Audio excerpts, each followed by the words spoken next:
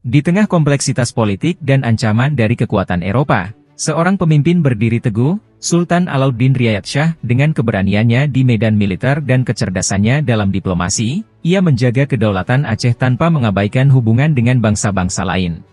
Sultan Alauddin memahami pentingnya keseimbangan kekuatan, mengonsolidasikan kekuasaannya di Aceh untuk menjaga stabilitas regional. Melalui sentralisasi kekuasaan, ia meredam pengaruh pedagang elit dan bangsawan yang merugikan rakyat, menempatkan kepentingan rakyat di atas segalanya. Meskipun perjalanan kepemimpinannya terhenti, warisannya terus hidup melalui Iskandar Muda membawa Aceh ke babak baru dalam sejarahnya.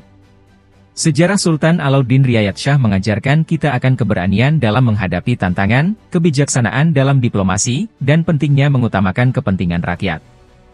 Mari kita bersama-sama mengambil inspirasi dari kepemimpinan Sultan Alauddin, untuk membangun masa depan yang lebih baik bagi Aceh dan generasi mendatang.